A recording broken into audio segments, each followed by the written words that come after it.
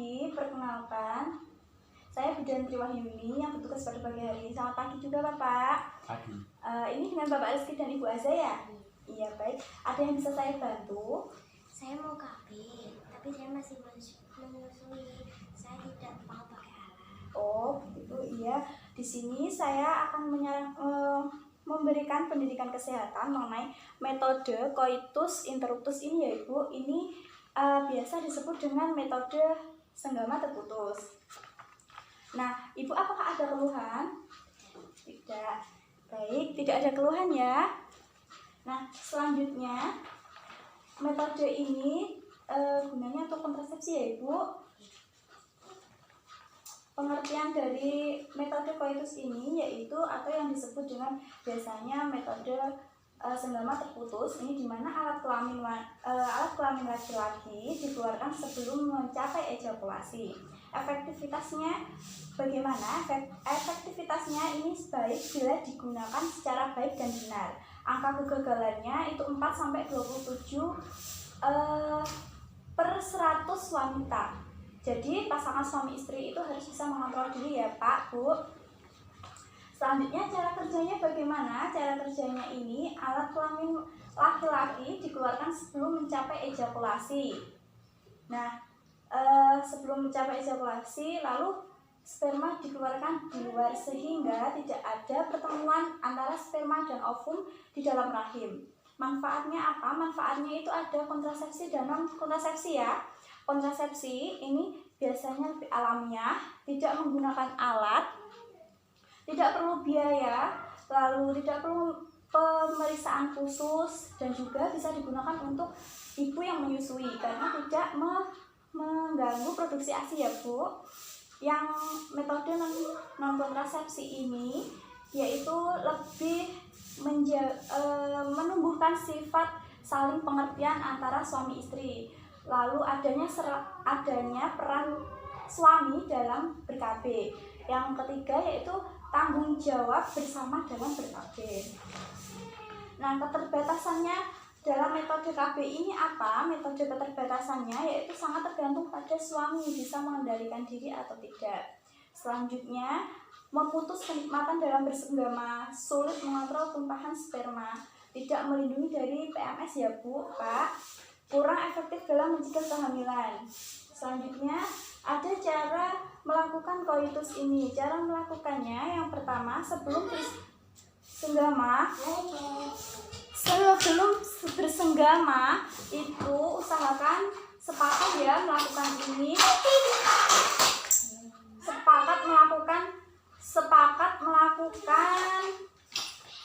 Akan melakukan senggama terputus ini. Dan selanjutnya sebelum itu harus berdiskusi dan saling pengertian. Sebelum berhubungan, suami harus mengosongkan kandung kemih dan juga membersihkan ujung penis dari ejakulasi sebelumnya. Lalu apabila suami merasakan akan mencapai ejakulasi, segera keluarkan alat kelamin dari vagina, lalu keluarkan sperma di luar vagina. Pastikan tidak ada tumpahan sperma ya Pak, Bu. Lalu pastikan suami tidak terlambat melakukannya. Dianjurkan senggama pada waktu masa tidak subur. Selanjutnya ada evaluasi. Baik Ibu, di sini saya telah menjelaskan tentang metode coitus interruptus ini atau senggama terputus. Apakah Bapak dan Ibu sudah mengerti? Iya, mengerti. Baik, di sini saya akan menanya Ibu dan Bapak ya. Ibu, Bapak tadi waktu pelaksanaannya dianjurkan pada waktu kapan? Pada masa tidak subur ya Ibu. Bapak, baik. Saya telah menjelaskan dan Bapak Ibu telah mengerti apa yang telah saya sampaikan. Terima kasih, semoga kontrasepsi ini bermanfaat bagi Bapak dan Ibu. Terima kasih Ibu, Bapak. Permisi Ibu, perkenalkan saya Bidan Triwahyuni yang bertugas pada pagi hari ini. Kalau boleh tahu dengan Ibu siapa? Ibu Ika. Baik Ibu, silakan duduk. Ibu, apakah ada yang bisa saya bantu? Saya ingin KB tapi tidak pakai alat. Oh begitu, baik Ibu. Di sini saya akan menjelaskan beberapa metode yang tidak menggunakan alat ya Ibu, yaitu metode kalender. metode kalender. Nah, baik Ibu tadi keluhannya atau keperluannya ingin KB ya. Ibu masih menyusui? Masih. Oh ya, baik. Ini tujuannya ada beberapa tujuan konseling ini saya akan memaparkan kontrasepsi yang tidak menggunakan alat. Nah, pengertian metode kalender ini atau yang biasa disebut pantang berkala. Jadi KB ini dilakukan ibu dan pasangan ibu dengan cara berhubungan pasangan suami istri pada masa subur. Selanjutnya ada manfaat metode kalender ini.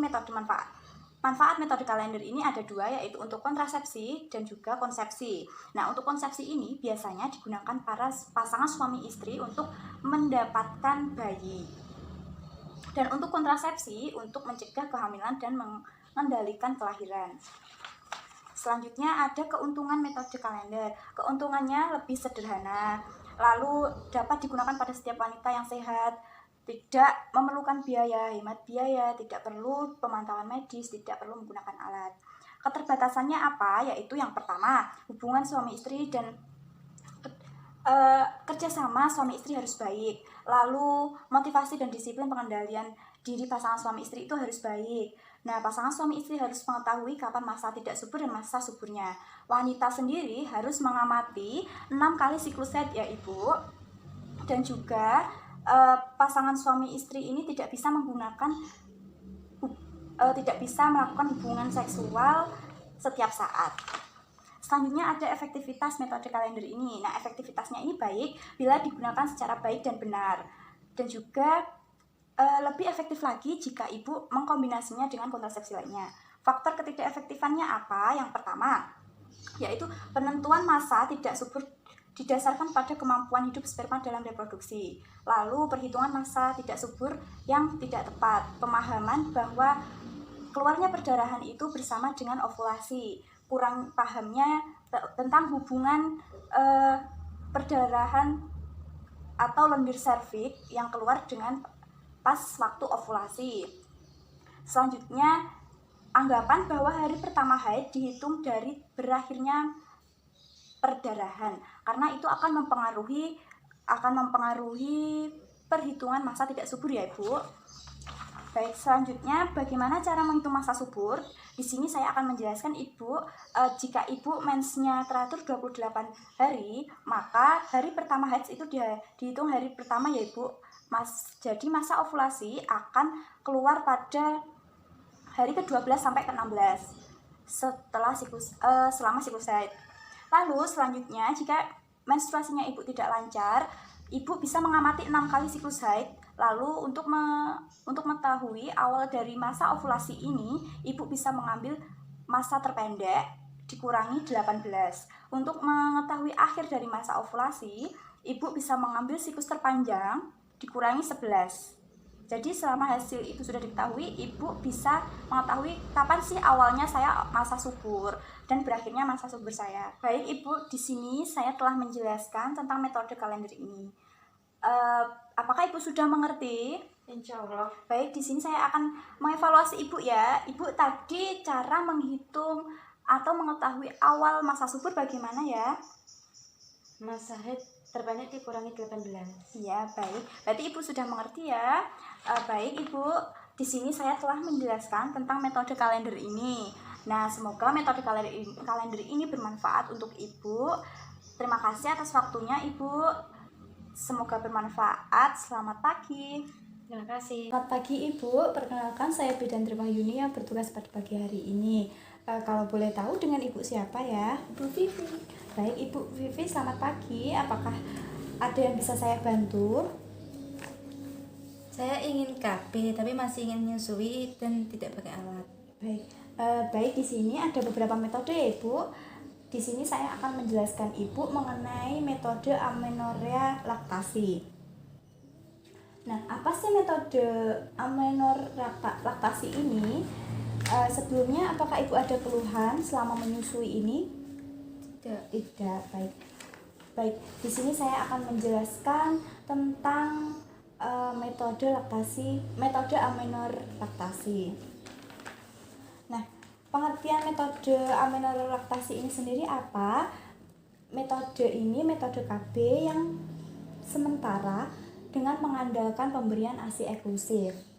Cara kerjanya bagaimana? Cara kerjanya yaitu menunda atau menekan ovulasi atau masa subur. Nah, selama ibu menyusui, nanti akan keluar hormon, yaitu hormon prolaktin dan oksitosin.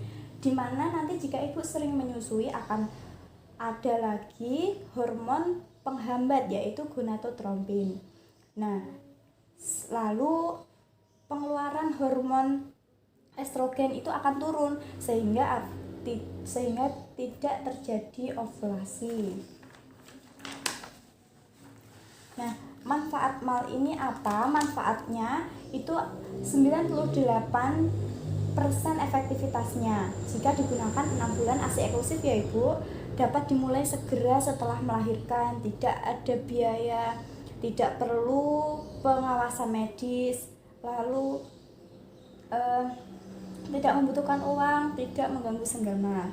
Selanjutnya ini ada keterbatasan juga ya Ibu. Keterbatasan mal sendiri itu yaitu membutuhkan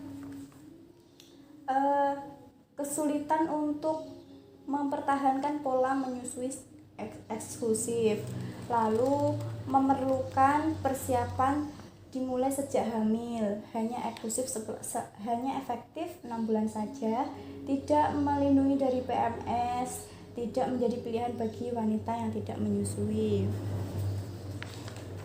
Selanjutnya itu ada indikasi. Nah, indikasinya yang pertama itu wanita yang menyusui secara eksklusif, ibu pasca melahirkan dan usia bayinya kurang dari 6 bulan, wanita yang belum mendapatkan haid selama pasca persalinan. ASI tetap diberikan walaupun ibu dan bayi sakit.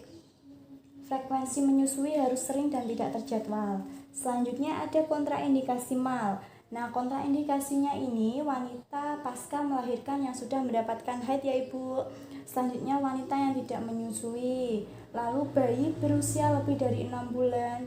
Wanita yang bekerja dan terpisah dengan bayinya lebih dari 6 jam. Wanita yang menggunakan kontrasepsi lain. Selanjutnya ada anjuran kepada ibu. Anjurannya yaitu yang pertama, menyusui bayi sesering mungkin, menyusui bayi tak terjadwal dan sampai bayi puas. Lalu pengosongan payudara usahakan tidak lebih dari 4 jam. Lalu selanjutnya ASI bisa disimpan di lemari es ya Ibu. Apabila Ibu nanti sudah mendapatkan haid, saya sarankan untuk segera mengganti kontrasepsi yang lain. Selanjutnya, metode ini tidak efektif apabila ibu sudah memberikan makanan atau minuman kepada bayi. Ibu, ini saya akan mengevaluasi ya Ibu, apakah Ibu sudah paham apa yang telah saya sampaikan tadi? Insya Allah. Baik, metode amenor laktasi tadi apa ya Ibu? Metode KB dengan pemberian ASI secara eksklusif. Baik, Ibu, saya telah menyampaikan, semoga metode KB ini bisa Ibu gunakan dengan baik dan semoga bermanfaat bagi Ibu ya Ibu. Terima kasih Ibu.